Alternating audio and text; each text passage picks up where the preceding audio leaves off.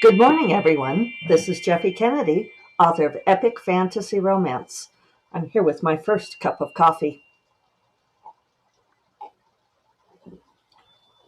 Delightful, except I choked on it. Today is Monday, June 17th. Already halfway through June.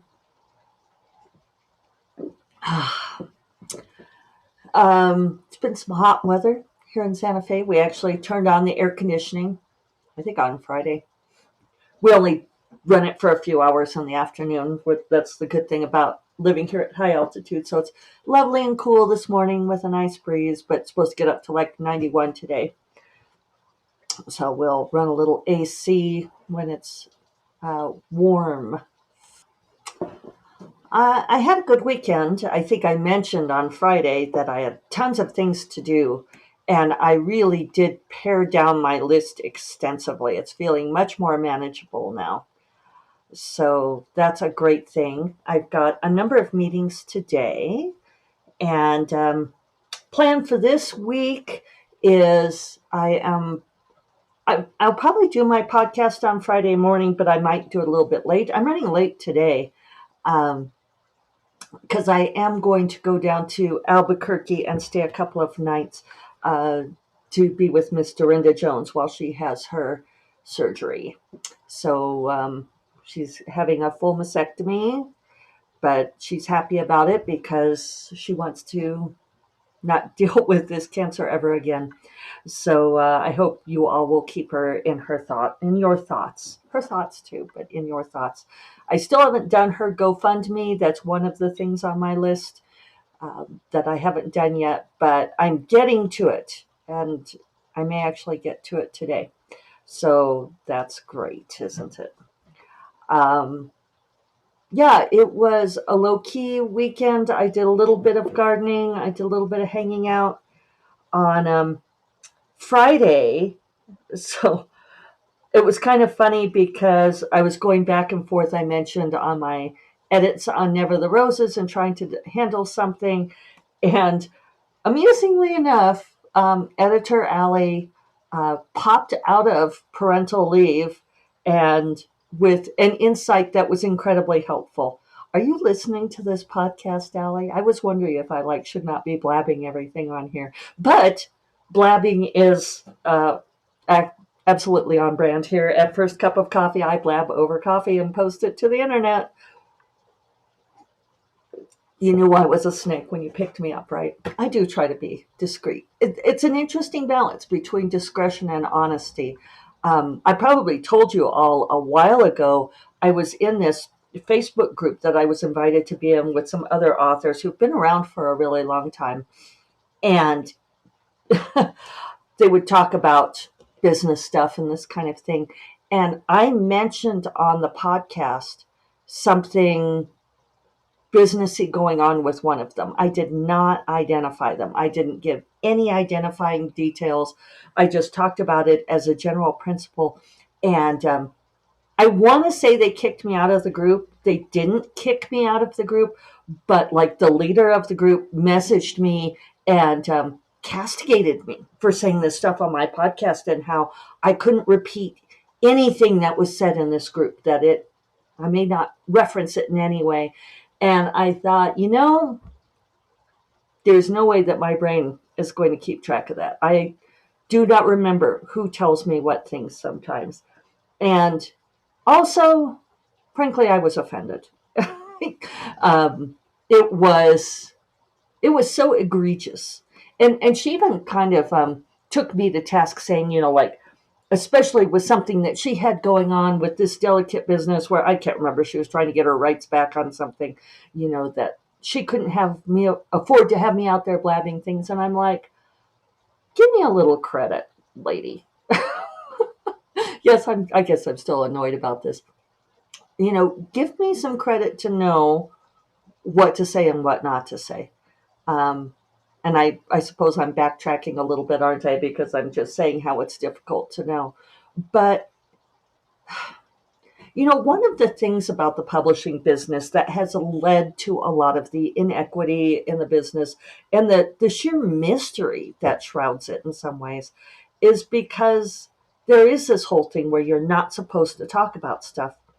Um, my writer friend Siam Nescosta was mentioning something the other day about how when she worked in corporate America, that there was this whole deal where it was a rule that if they got laid off from the job or for the project, that they weren't allowed to tell anybody else at the workplace until everybody had been told and they'd been gathered as a group.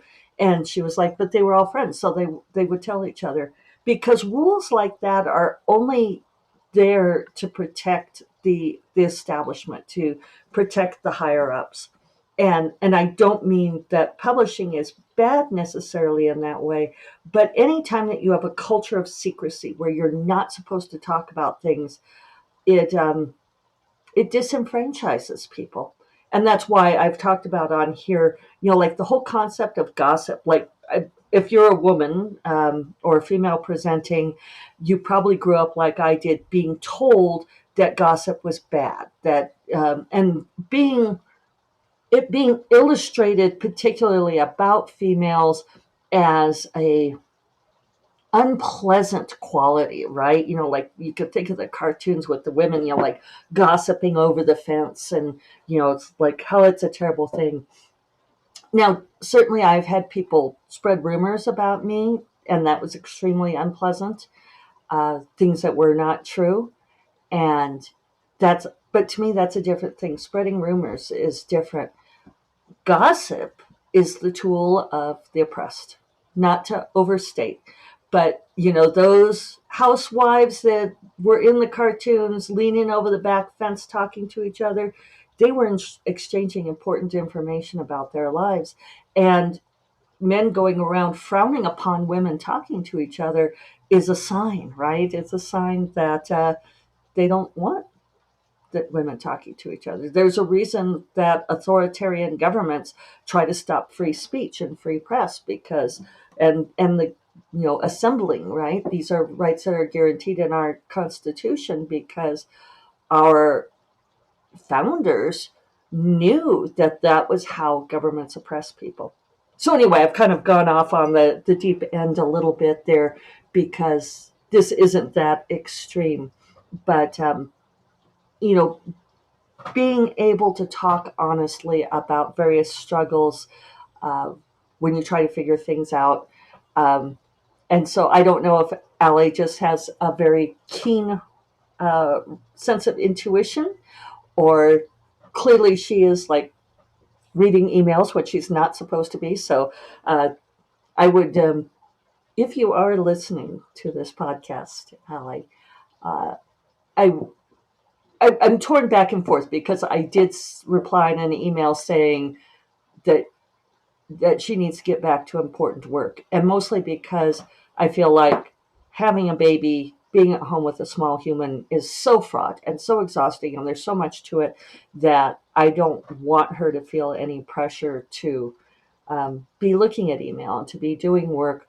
At the same time, I totally get if participating in work participating in a project that's important to her, which I know this book is important to her, sometimes that's the relief you need. Um, so sometimes you need to, make sure that you're still like a person aside from being a milk cow to a tiny tyrant. And this is part of, I guess, coming on this same thing of women talking to each other, uh, you know, respecting each other's choices, supporting each in however we want to do things. So anyway, the upshot is that Allie is brilliant. She made a suggestion that totally solves what was bothering me, and so it was perfect timing. So cheers, Allie, if you are listening.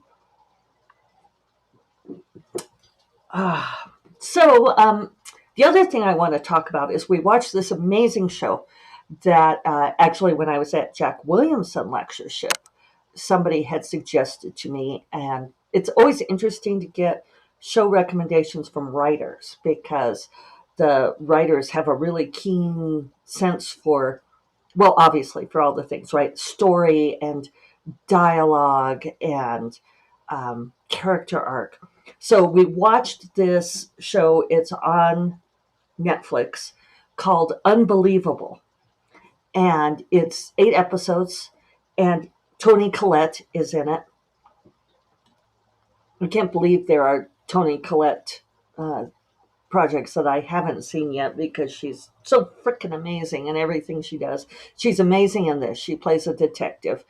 But you know who else is really great in it is a gal named Caitlin Dever. And I don't know if I'm saying that right, but she's a very young actress.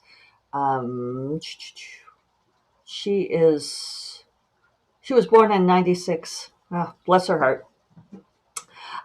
She did an incredible job. So the show is about, and I remember reading the article on this. It was about this serial rapist, and this Caitlin plays this girl who's been in the foster system, and she's living at this youth, like for troubled youth place, as they're just launching into adulthood, and she's raped, and it is an intense show. So sexual assault warnings and all of that. Uh, and so she, it's it's really the word unbelievable is a great title because it works on several levels. It's unbelievable the way she was treated by the police, and also she was not believed, and the police got her to recant her testimony and say that she had made up being raped, in part because her most recent foster mother had gone in and said that she was not a reliable person. And I remember reading that in this big article about it. And the police actually charged her for making a false report. They gave her a citation and she had to go to court. So this, and Caitlin does this great job of playing this girl who um, has both this inner core of strength because she has survived all this terrible stuff that's gone on, but also she's not going to try to get anybody to believe her because she doesn't have that. She just nods and smiles and she does whatever she can to get out of any difficult situation. And it's great to see her progression through the series from the beginning, this traumatized rape victim and this very meek young woman, and sort of coming into her own, learning how to uh, be able to use her strengths for herself.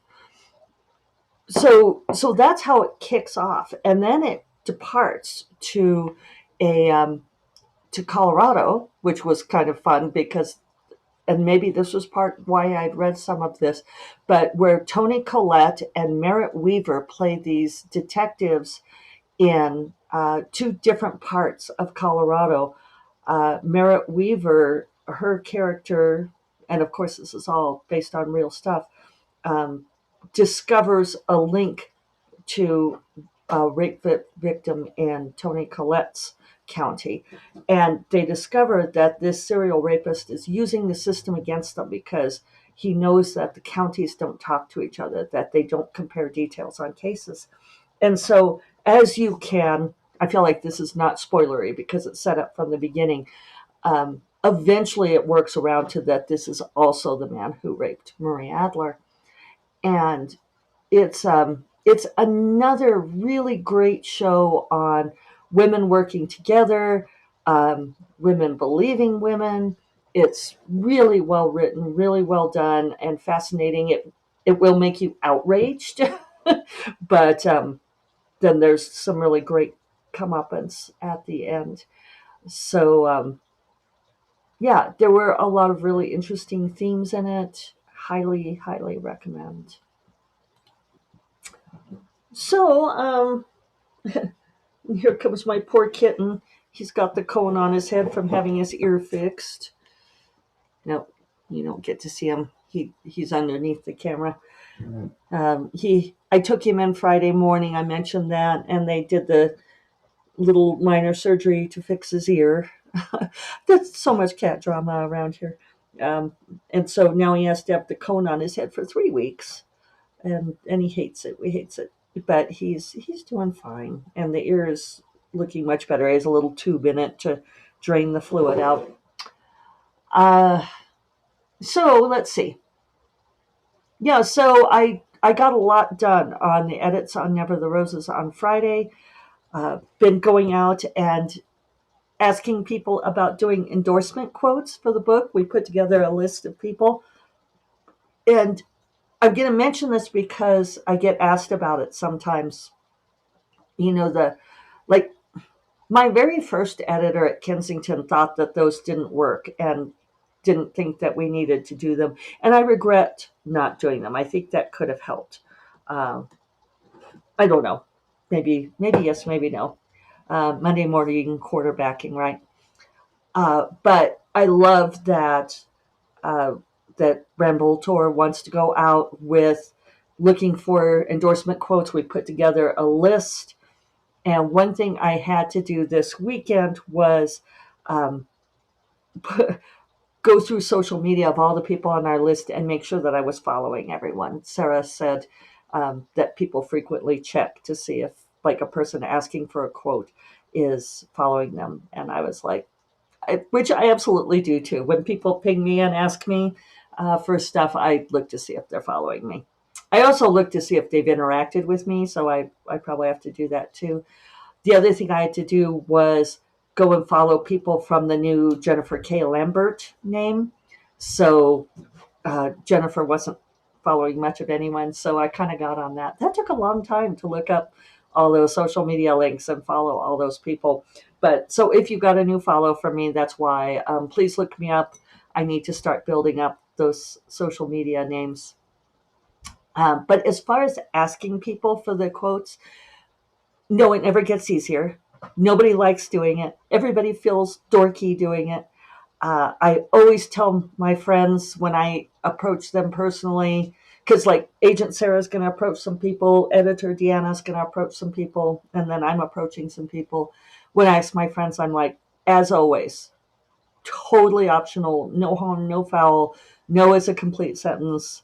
You do not have to do this for me. And so far, everybody's saying yes. Well, one person hasn't replied, but she often doesn't reply to her email. Um, and it's hard. We don't like asking people for things, I think.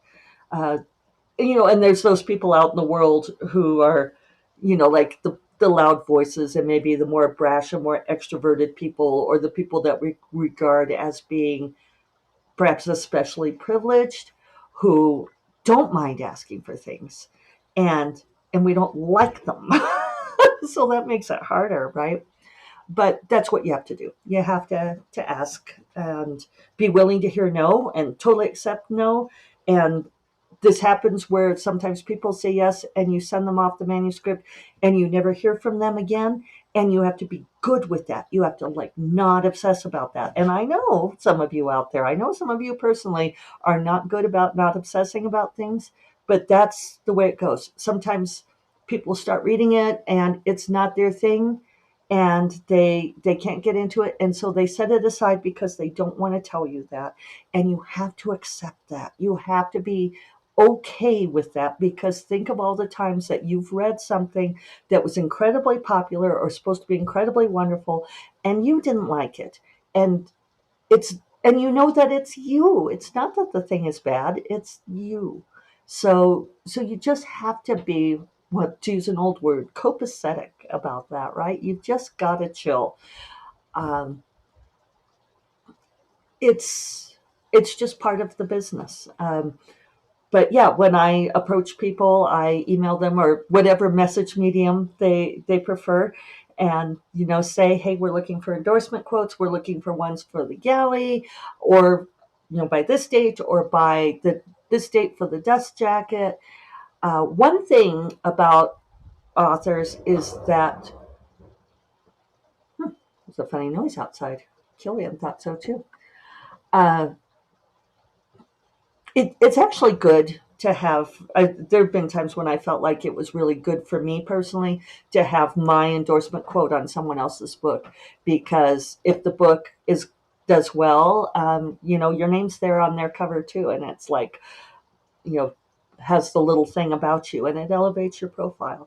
Also, it's paying it forward. Um, I do it when I can, uh, but you know, again, it's a bandwidth thing, right? So, and we can't always do it.